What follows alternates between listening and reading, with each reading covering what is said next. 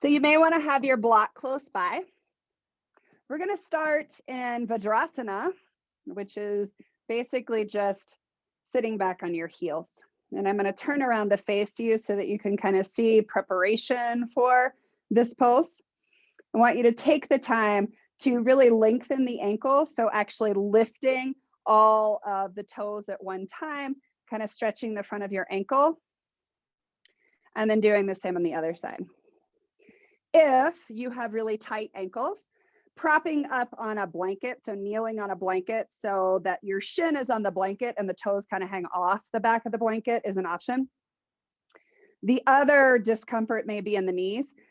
If that's an issue, test it out for a while, see if you can kind of ease into it, because the more you stretch the knees, the more they'll eventually open. But if it is so hard that you can't stay in that position, then use the block under your sit bones, but try it without the block first. Reach underneath and grab your sit bones and kind of pull them behind so that they're sitting on your heels. And then close your eyes, resting your hands on your thighs. And I will forever repeat these cues. So if you ever get tired of hearing them,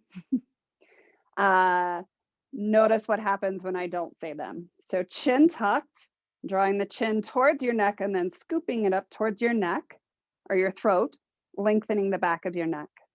Broaden across the front of the collarbones, creating that smile from where the collarbones attach at the sternum and then up towards the shoulders. So there's a slight broadening and then almost a little lift where they match at the shoulders.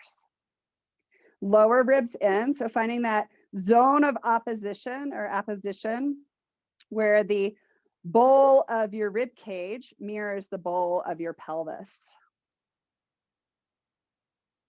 So eyes closed.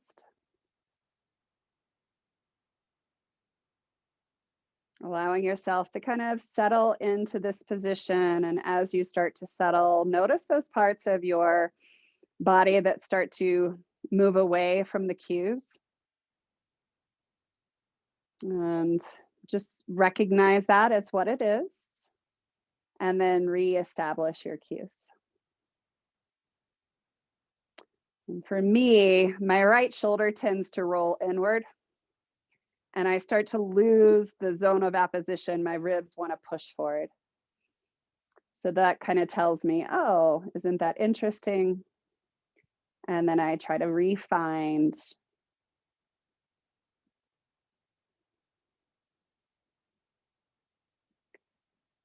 Tongue is resting on the roof of the mouth, tip of the tongue, where the teeth and the gums meet.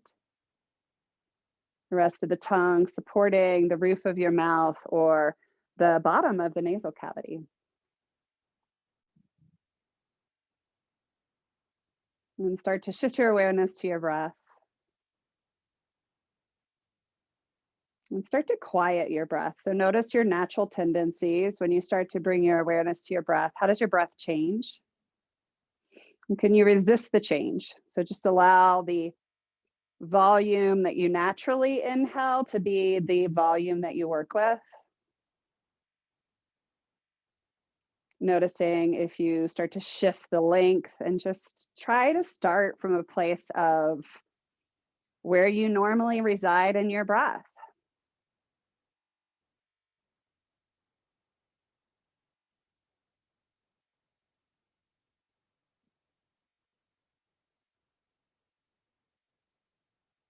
And then as you come into your normal, natural breath, notice where you feel your breath predominantly in your torso. Do you feel it in your upper chest, your belly, on the bottom of the rib cage? So we worked a lot last month on really finding diaphragmatic gut pressure or intra-abdominal pressure by focusing on breathing in the bottom of the rib cage. So do you notice that you feel that happen a little bit more naturally? And if it's not there naturally at this time, go ahead and shift to where you do find that you're breathing low, deep in the diaphragm. And keeping your breath at a normal volume, so not increasing the inhalation, just shifting where you feel the breath move.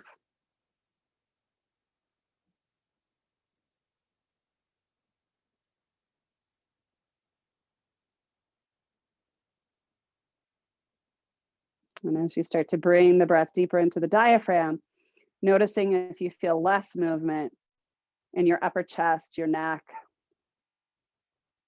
If you still feel a good deal of movement there, can you consciously try to quiet the movement in your upper chest and your neck?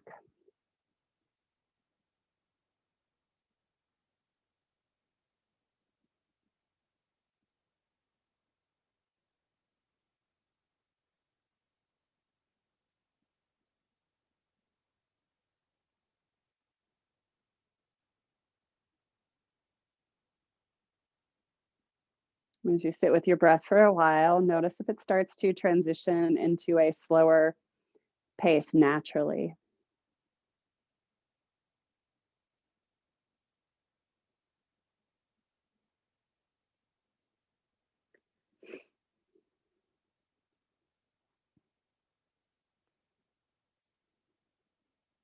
And open your eyes, shift forward onto hands and knees. This is my favorite yoga pose. Maybe you can hear my sarcasm. The thing about this being my least favorite yoga pose is that I never leave you in it much longer than I can sustain it. So this time we're going to do the same posture, but with the toes tucked under. So as you shift forward, tuck your toes under. Heels together if you can keep them together. If not, keep them as narrow as you can. And then reach behind one hand at a time and bring all 10 toes, including the pinky toes, further forward. And just start by using your hands to push your hips back towards your hips. And then slowly start to walk your hands up your thighs until you're seated in that zone of apposition. So taking a moment to feel your pelvic bowl, noticing in this position, the tendency to want to rock the pelvis forward and then try to bring it into neutral. So finding the top of the bowl of your pelvis and aligning the bottom of the bowl of the rib cage, broadening across the collarbones, tucking chin towards throat, lengthening the back of the neck. Notice how your breath responds to this awesome feeling in your toes and in your shins and in your feet. And see if you can use the awareness of creating now that natural breath volume and taking it low into your ribs, expanding in the sides, and quieting the movement in your upper chest and neck.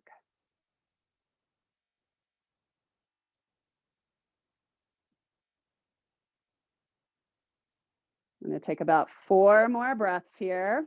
Hang on. See if you can just bring your awareness to your breath to take it out of whatever you're feeling in your lower limbs. And so when we move into lunges, dorsiflexion is really important. Go ahead and shift forward.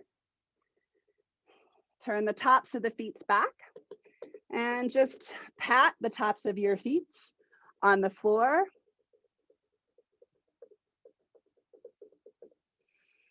And then tuck your left toes under, come up onto your fingertips, or you can use your block to rise up a little higher. You're gonna keep the left toes tucked under and step your right foot up as you sit back on your left heel. If this becomes too much and you can't handle it, you can go with your foot flat. But just for the sake of trying, tuck the back toes under. Come upright as much as you can, and you won't be able to come fully upright. Take your right hand or your elbow to your right knee, and you're just going to allow yourself to kind of move into it. So you're using the weight to move your front ankle further into dorsiflexion.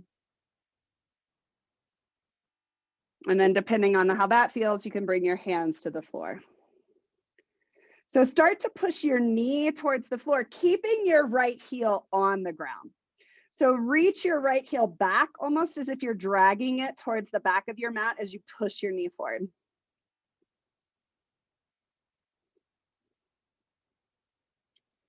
If you have your left toes tucked under, go ahead and put the foot back and sit back on the heel. And again, sink into dorsiflexion in the front ankle. So you can allow your body weight to drive it further forward. So dorsiflexion is very important in squatting. It's very important in lunging. And it's something we've lost as a society because we've been told for so long that having our knee go forward of our toe is bad for us. It's not. In fact, a lot of hip problems can come from the inability to dorsiflex, which causes an inability to squat. Start to walk your hands back as you come upright. Try to keep the depth of your dorsiflexion. So that space between your shin and your foot, try to keep that as you rock back and lift your foot off the floor. So now you're asking the tibialis anterior, the muscle on the front of your shin, to actively dorsiflex your ankle. So you're picking the foot up, trying to keep that distance, that angle between your foot and your shin the same. Release it, come forward, and sit back on the heels in child's pose. So take a couple of breaths here, just allowing any tension that you've created, any resistance that you've created, and letting it release. And as you're in this position, start to notice how the right and left side feel different.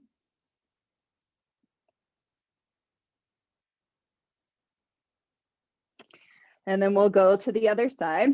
So start by just lifting up into Vajrasana, so where you're sitting back on your heels. And if this position was uncomfortable at the beginning, notice if you feel a shift with the work that we've done so far. So does that right opening of the ankle joint make a difference when you're sitting in Vajrasana? And then shift forward. If you need a block to lift up, you can use the block. Start by tucking the right toes under and step the left foot. Just maybe the toes are in line with the knee. Maybe you can take the foot back. So wherever you can be with the foot as close to your sit bone as possible. And we'll start by using either the elbow or the body to start to create pressure to deepen your dorsiflexion. Your left heel remains on the floor, and as if you're pushing the left heel back. So you're dragging your foot back as you push your knee forward. And always, if there's a bad pain, so like a shooting pain, avoid it. Don't press through that. But if there's discomfort, which there may be, go slow. Bring your hands to the floor and then use your full body weight to just kind of move the knee closer towards the floor as you continue to reach the heel in the opposite direction. So you're pushing the heel back.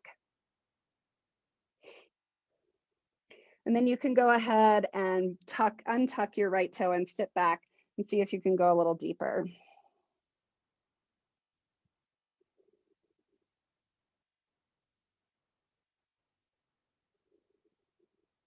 And walk your hands behind you. Start to walk them back.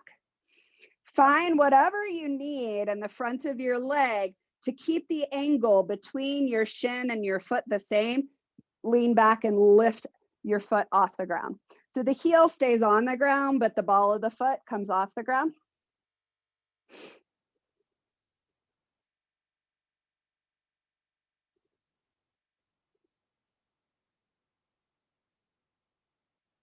And then walk the hands forward, come to hands and knees, sit back in child's pose.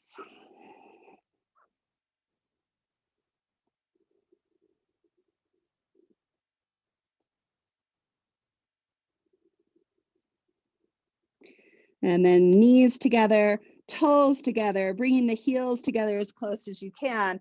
Sit up into Vajrasana again.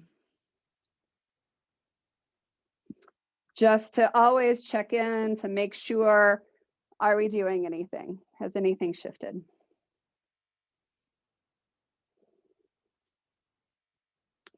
Come forward. So coming up onto your knees, step your right foot forward. So right knee is going to be directly over right ankle joint. Left knee is going to be directly over or under left hip. Bring awareness to your left hip. Notice if the hip pops out. And the beautiful thing about Zoom is you can use it to look at yourself. So if you want to face the camera and see, my hip looks further out than my shoulder, you can use it. So we're centrating the leg bone in the hip socket. And notice when the leg gets centrated, do you start to shift your shoulder to either side? And then see if you can stack your shoulder over your hip. Chin tucked, neck long, collarbones wide. Find your zone of opposition, which means we want the pelvis in neutral. There's a tendency to go into an anterior tilt, which creates that low back curve and presses your hip points towards your front thigh. So bring the hip into neutral front to back. Your right hip might be a little higher. I'm not so worried about that today. I'd rather worry about that outer left hip popping in. Tuck your back toes under. Push your hips back as you hinge forward. Your knee won't straighten, but it'll move towards straight. As you come up, as if you're pushing the pocket, if you had a pocket on your hip, pushing that forward. Hinge the hip back, so you're hinging both hips.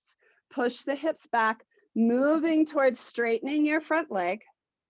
And then start to push the pocket of your right hip forward, going no further forward than knee. Because if you went any further forward, you'd automatically go into anterior tilt in the pelvis.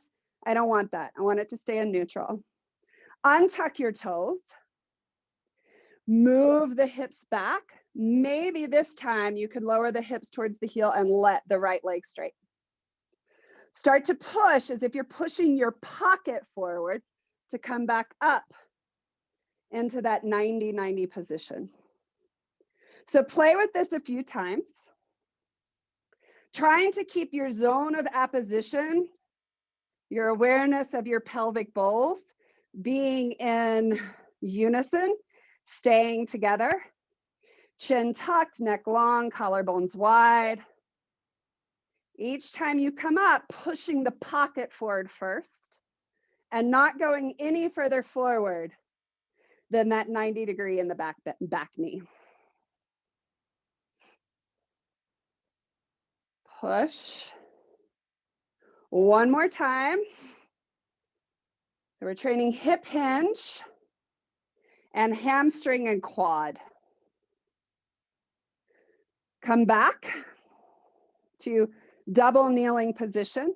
And again, sit back in Vajrasana, pausing to find your cues. And again, noticing what's happening, what's shifting, what's staying the same. Where do we feel those lovely vibrations? How's the breath?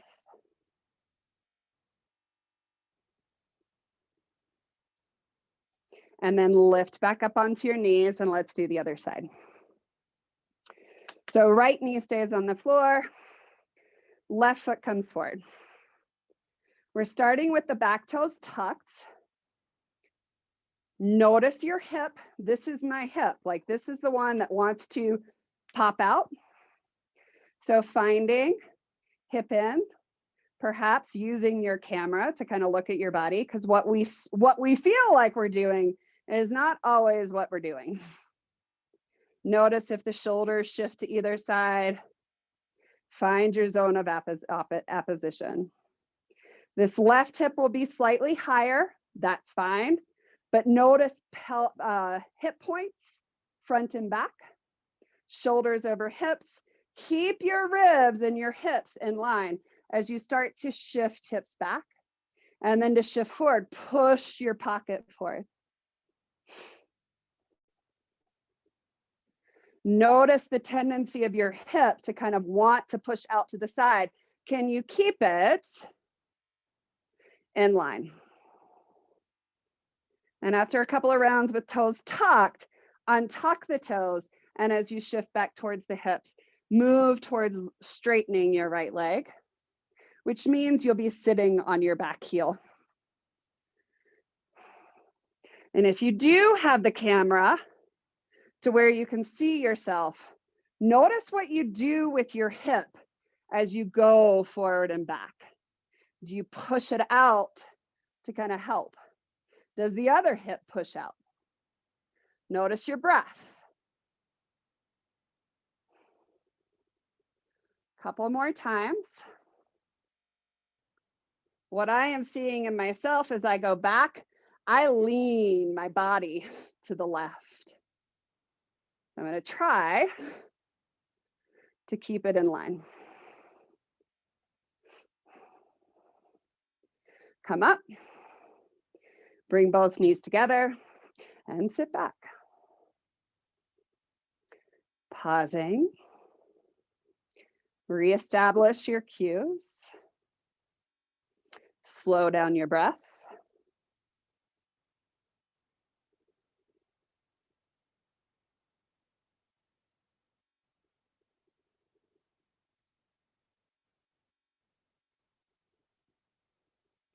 Slowly shift forward, hands and knees. Shoulders above your wrist, knees below your hips, toes tucked. Look at your left hip. So gaze at your outer left hip. Lift your right knee off the floor and notice what your hip does. If it pops out to the side, can you move it into a center position? And then as you stay centered on your left leg, bring your right leg forward and back into flexion and extension. So again, not so worried about the leg that's moving, more the leg that stays stable. So as you move from flexion and extension in your right hip, can you keep the left leg really solid inside the hip socket? And once you find it by visualizing it, you bring your head back into neutral and find your cues. So your core stays engaged, fronts of the ribs and the hip points are not moving. Only the right leg is. Release right leg to the ground, untuck your toes, sit back.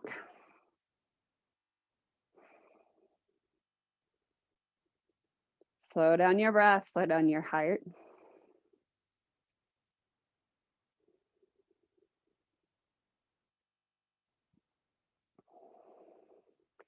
We'll go to the other side. So tabletop, toes tucked. Find your cues. Take your right knee in just slightly. Look at your right leg, the whole leg bone and the outer right hip as you hover your left knee off the floor. Notice if the right leg moves and use whatever you need to keep it in midline. So maybe a hugging of the right hip in. And can you keep it solid as you start to move your left leg in and out of flexion and extension? Once you see that your leg stays solid, come back to your cues. So chin tuck, neck long, collarbones wide. Really working on maintaining that zone of opposition. So no movement in the spine. You want to keep a slight low back curve. So Grayson, Lisa, create a little bit more curve in your lower back. rather than rounding your lower back. Nope, the other way. Good, Lisa, there. Nope, the other way. Yep. So the lower back has a curve downward, and your thoracic spine has a curve inward. But if you move from that zone of apposition, pelvic bowl to rib bowl, you'll find it naturally. And when you're ready, release the knee down and sit back again in Vajrasana. We keep coming back to this as our neutral pose for internal rotation.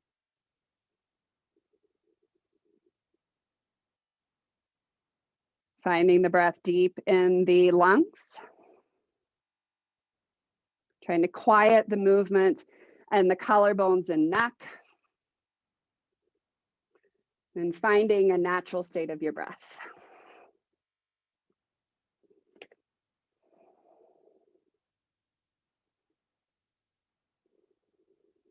So we've done the internally rotated hip stuff. Now we're moving into the externally rotated hip stuff. So come into a seated position. If you have a block, we'll use it. Take the block at this medium height. So stacking it on the long edge. And then bringing your feet on either side of the block. And to the point where you can feel the knuckles of your toes on the block as well as your heels. And take your hands behind your hips. Lift your hips and lean back to bring your pelvis as close to the block as you can. You're going to stay on your hands, but you're going to come down onto the palms of your hands now.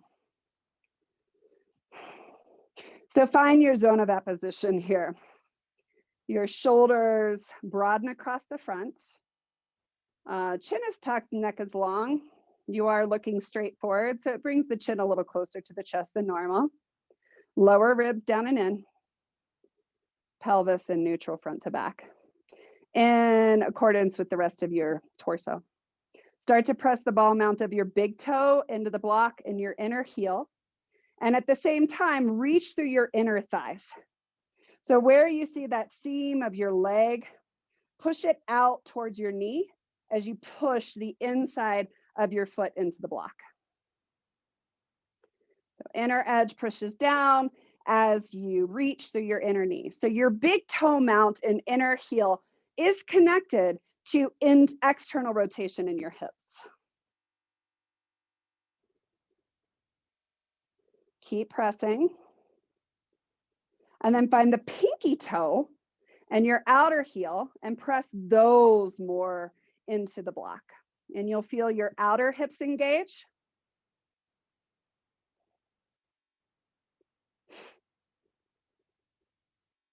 So it's a combination of your adductors eccentrically lengthening and your abductors rotating, so concentrically contracting, that create external rotation.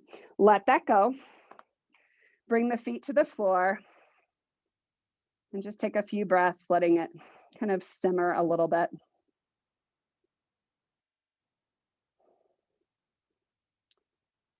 So we're going to put this into motion, focusing on one leg at a time. So come back to that same position, both feet on the floor, but this time the heels are far enough away from the pelvis that now you're sitting upright. So if you need to push your feet further away in order to find the zone of apposition while you're sitting on your sit bones, push the block as far away as you need to. And still bring the hands down beside your hips using your fingertips to kind of prop yourself up. Keep your right foot on the block, lift your left foot and stack it on top of the edge of the block. Press down through the outer edge of your left foot as you kind of push your knee towards the floor. So we'll pause here. You may feel a little bit different sensation in your hip.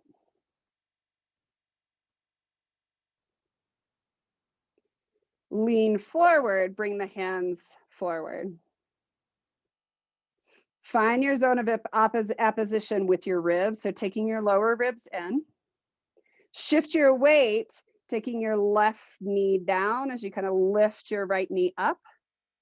Lift your foot and then go to where your right knee is on top of the block and your right foot is kind of hovering above the floor.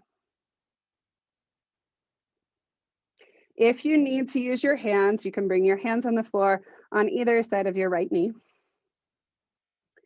The knee presses down into the block, the foot lifts up. So you're going to feel this on your outer hip, your abductors. And we're going to start to do this with movement. So at this point, it's probably easier to use your hands off the floor, but if you need to transition with your hands, you can. So you're going to go back to foot stacked on the block, and then you're going to shift and bring the knee to the block. Shift back, hands to heart. If you need the hands on the floor, you can use the hands on the floor. But if we use hands to the heart, we're using the core as well. You will feel a slight lateral crunch on your left side as you twist, but try to maintain as much of that spinal length.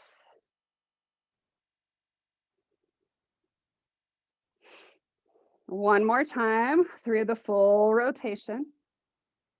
Bring your foot back to the block. Bring your hands onto the foot if you can. Use your elbow and start to just release into this.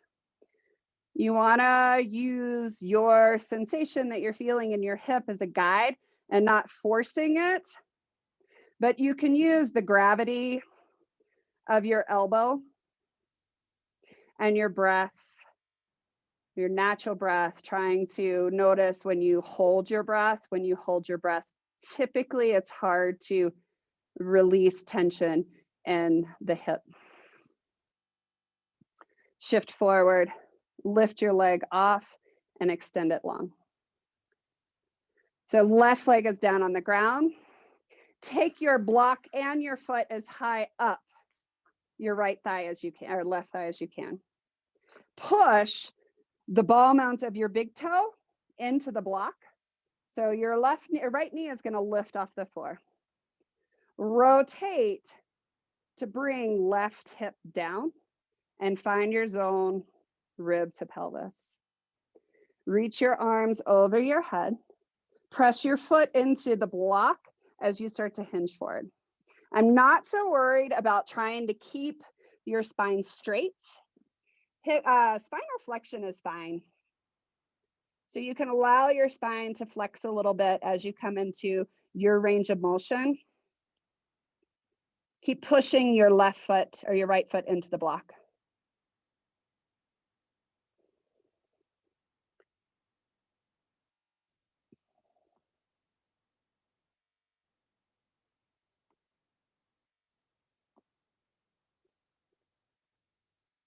Lift up.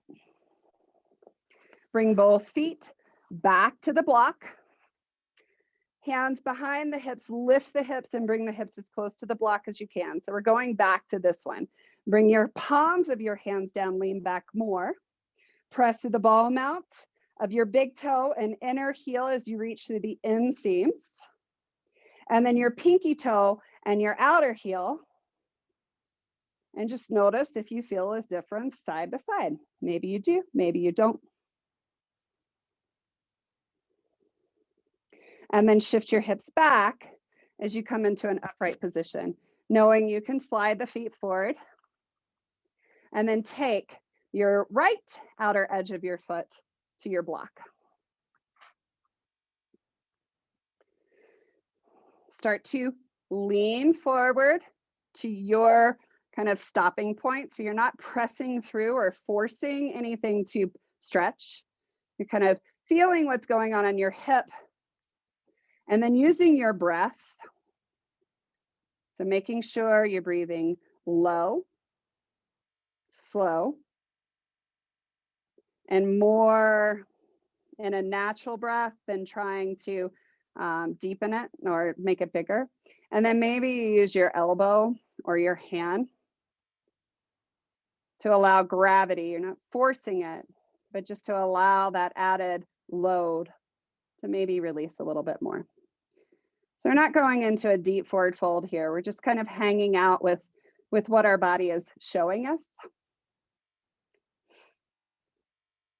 And then come up.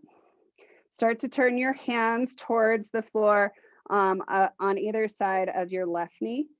Lean, lift the leg, and then touch your knee to the block. So this right hip may come off the floor. The knee presses down into the block as you lift your right heel a little higher.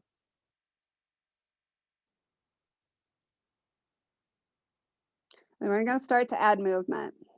So rotating from one and then the other, either using your hands on the floor or using your core and your awareness of diaphragmatic pressure or intra-abdominal pressure in order to support or stabilize the spine so that this movement feels solid, supported.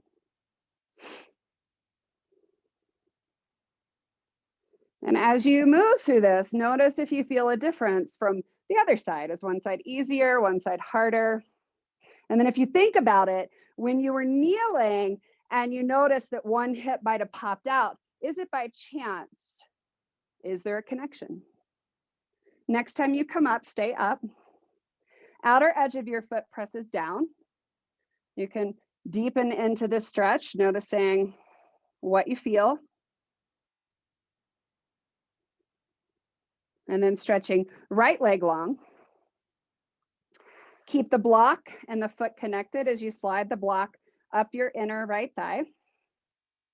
You want to keep your right thigh solid. So toes pulled towards your head as you push the back of your knee towards the floor. Arms reach over the head. Keep your awareness of your sit bones rotating backwards as you start to fold forward. So you are hinging from your hip, but when you can't hinge from your hip anymore, then you can allow for the flexion in your spine. Keep pressing the ball mount of your big toe, which gets tricky the further you fold, but keep like you are pressing your big toe into the block.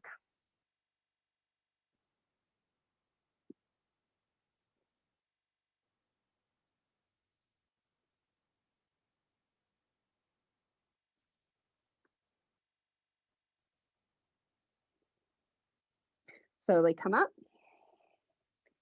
And again, coming back one more time into the position, feet on the block, sliding the hips forward, leaning back, pressing, finding big toes reaching, outer toes reaching. You feel that connection of, wow, when I'm in external rotation, it's not just my outer hip that pulls me out. My inner thigh helps in an eccentric way. It lengthens to create more of that external rotation. Release.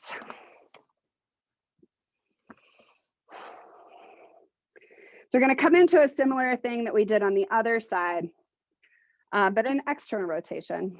So we're coming into the toe tuck, back to our favorite pose. Maybe one day it really will be my favorite pose. So toes tucked, then come up, hips over knees. Right toes stay tucked. Bring your left leg out to the side. Walk your heel as close to your knee as you can. And my heel's further behind my knee, so it's not in line with my knee. It's wherever it is natural, where it feels comfortable. Then you're gonna sit back on your right heel. Use your left elbow, so kind of hang out, as you push the knee forward. So we're looking for, and I'm actually gonna take my foot back closer to my right toes. So my left heel is almost in line with my right toes. Use your elbow to push the knee forward as you drag your heel towards your back toes. And more weight going into your left, so that dorsiflexion again. And we're going to put this in motion. So come up onto your knee. Untuck your toes, so point your toes back, your right toes. Notice again, if you look at yourself, are you poking that hip out? Can you find stability in your outer right hip as you continue to externally rotate your left hip? And you may have to walk that left foot now further forward. So putting this into motion, shoulders above your hips, left hip will be higher, but if you were to imagine hip points in line with the pelvis, we're keeping that zone of apposition. So ribs over your pelvic bowl. Fold your hips, sit back on your heel. Push your knee, left knee over your toe. As if you're pushing your right pocket forward, come back up.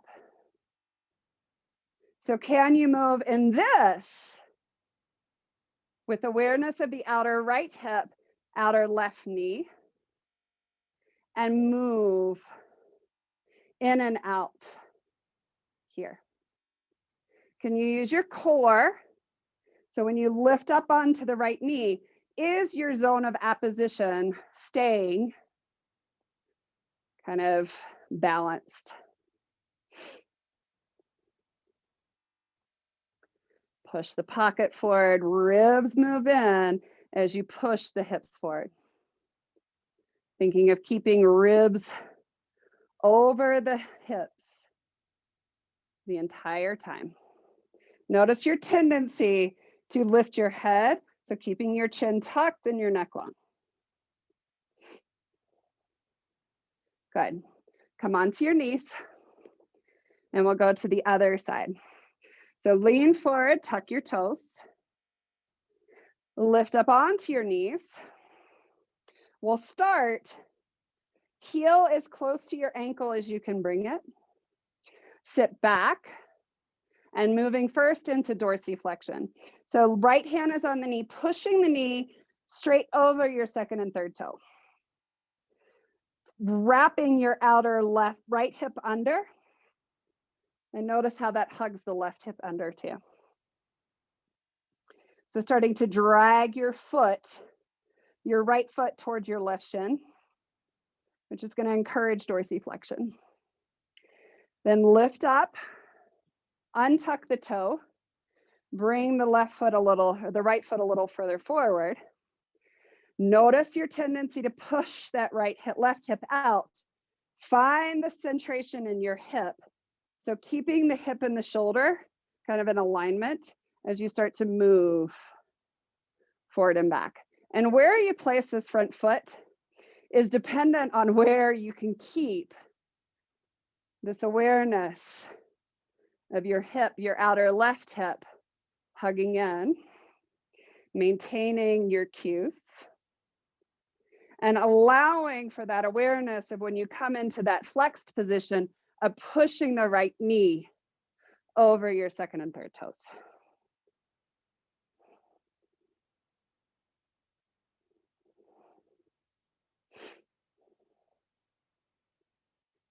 And keep it combined with your breath. So not moving too fast, not moving too slow, kind of using your breath as a guide. And as you get into the rhythm of it, notice, do you lose things? Does your hip start to pop out again? Does your neck not stay in line? And then pause, bring both knees down. Toes stay together. Bring your knees almost mat distance wide and sit back in a wide leg child's pose.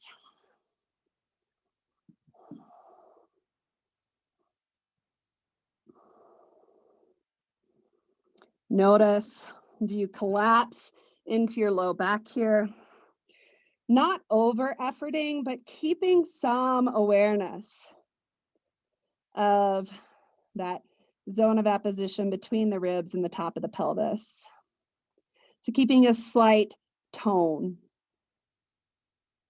in your core.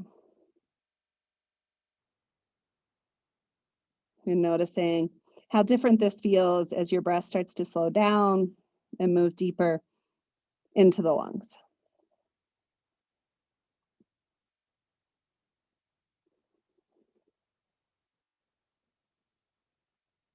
And shift forward. Knees are now under hips, shoulders above your wrist, toes tucked under. Step your left knee in just a smidge. So we're putting the leg now into the position that it naturally should be. So if you look at where the leg, how a leg bone moves in neutral, the bottom of your femur, so where the knee is slightly in from where it is in your hip. So you're finding that here. Reach through your heel. Make sure the outer left hip doesn't move as you lift your right knee off the ground. So I'm not so worried about how your right hip moves, but we're moving it in circles. So you're taking the knee forward, so hip inflection, take it out to the side, abduction, and then extending it behind you. So making circles in one direction, but keeping your awareness on your outer left hip. So stabilizing, minimizing the movement of your outer left hip as you allow your right hip to move through rotation, switch directions. And notice if it's harder to stabilize your outer left hip. Notice your zone of apposition. Have you lost your core? Have you lost your neck? Can you refine it? Let go. Both knees down, and just move the hips now. And taking them back and out to the right, and up and out to the left.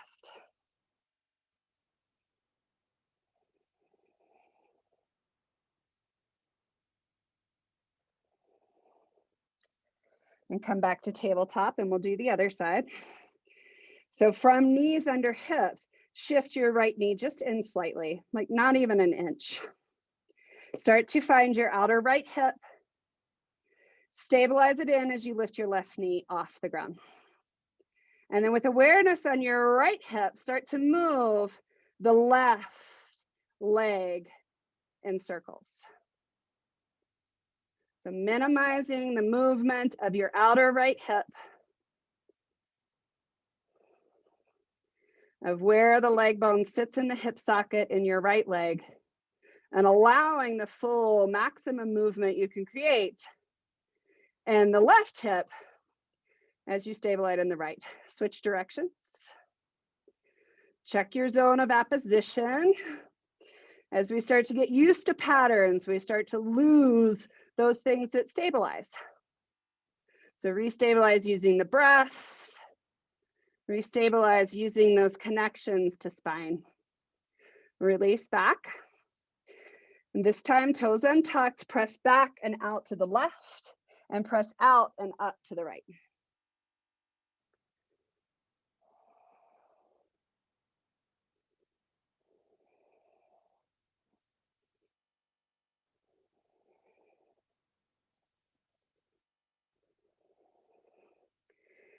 Come back into hands and knees, shoulders above the wrist, knees under the hips. Tuck your toes. Notice your tendency to round your lower back, which is kind of a tendency towards pelvis anterior tilt. So find neutral. So where your zone of apposition is, ribs and hips, make that mirror image. Keep that. Start to press back. And as you start to come towards child's pose, as soon as your hip starts to tip and your low back starts to round, pause. So you're not going into child's pose. You're pausing of the final place that you can maintain that neutral low back. So pelvis, hips, and fronts and backs of the hips stay in neutral. Walk your hands back a little so they're under your shoulders. Maintain your zone of apposition. Move your hips back without dropping your sit bones and lift your knees off the floor. Keep reaching sit bones back towards the back of your mat, spreading them wide as you walk the hands further back. Notice as soon as your spine starts to round, and try to find more neutral. So maybe moving your hip points towards the tops of your thighs. Move back. And then maybe hopping your feet a little wider and bringing your heels to the floor for Malasana. And then in Malasana, can you find the zone of apposition, which means sit bones reach back and spread. You have that deep dorsiflexion. Your hip points are pushing towards the tops of your thighs and your core is engaged. So you're breathing into your ribs, pushing the lower ribs back without creating a curve in your lower spine. From there, press up. So we just did a reverse squat.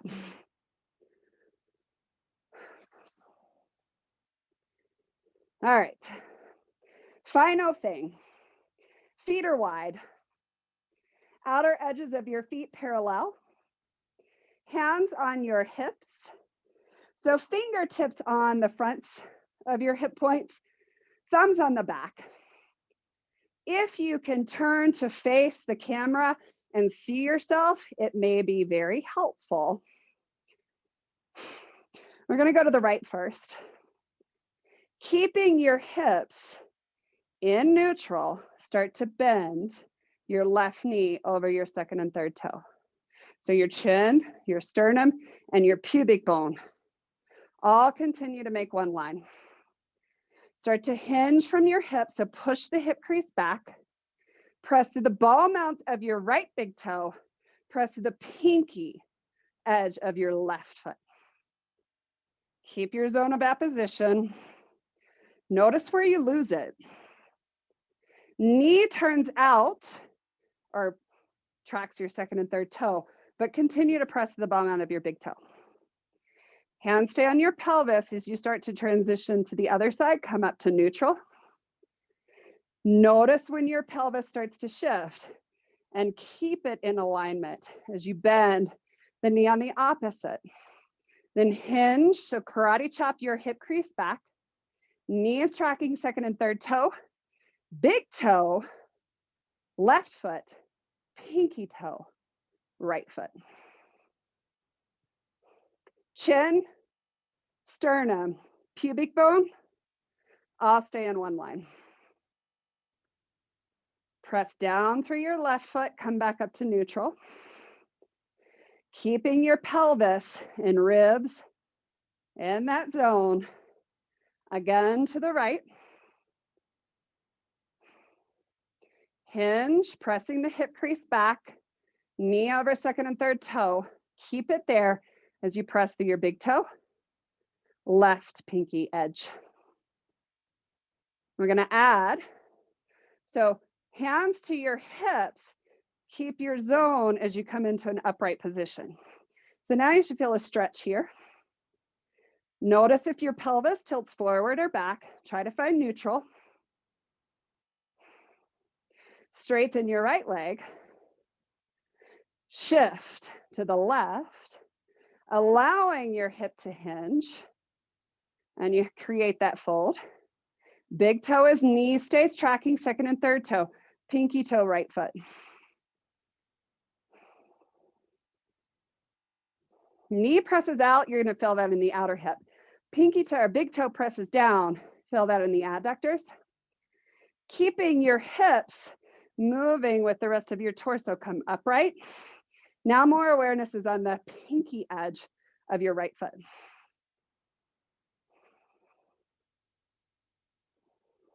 Shift back to neutral. We're gonna create some movement with that. So now, go to the right. Keep the pelvis, keep your zone, and press up, find your feet. Straighten right leg. Shift to the left. Hinge in the hip crease first, torso parallel to the floor. Find your big toe. Find your zone, keep your zone.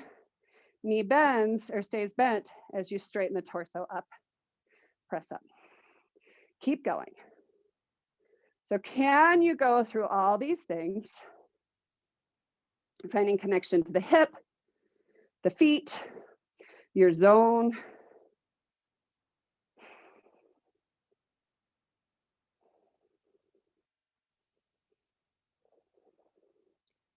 When do you lose your zone? Can you retune in and refine your zone? One last time, each side. Are you leaving a move out like I did? I forgot to come into that upright torso side on my left side.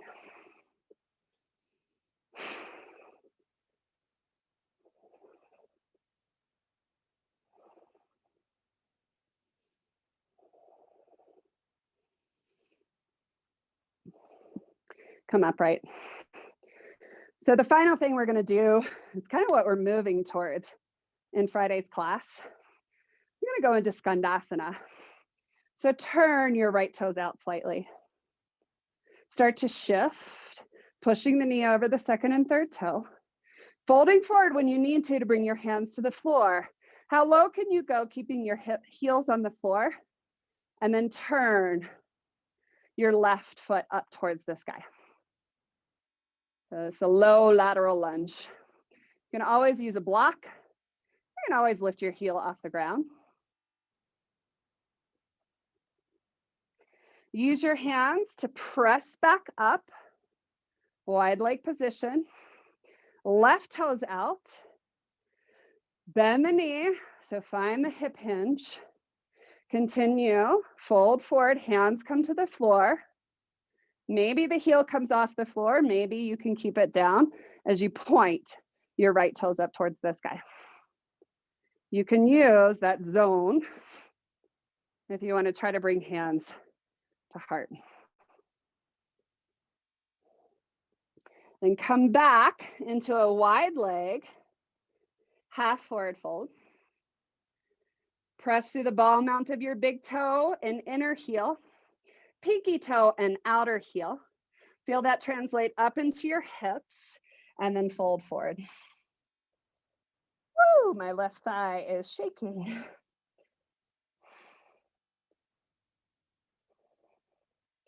Hands to the floor, come up halfway. Knees to the floor. Keeping your zone of apposition as long as you can.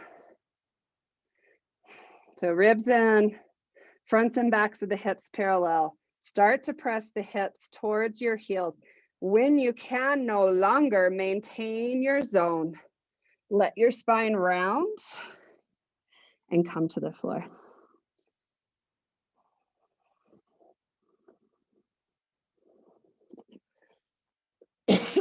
And we're just going to breathe here for a few minutes.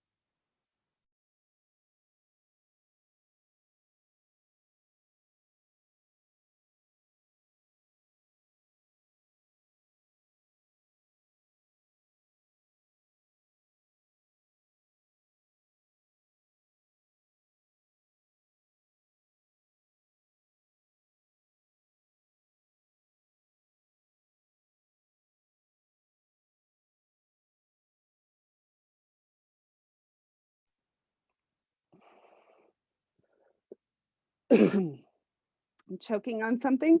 So when you're ready, come up. I can't talk you out of it. Can't talk right.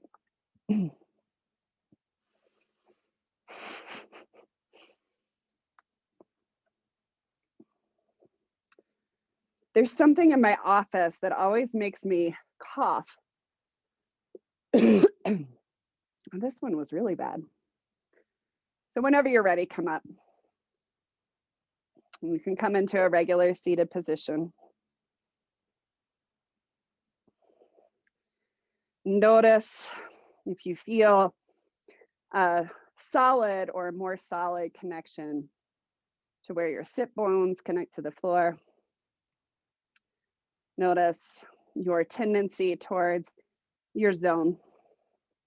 Notice your breath.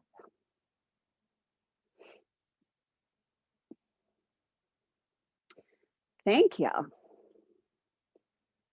So when you are ready, slowly open your eyes.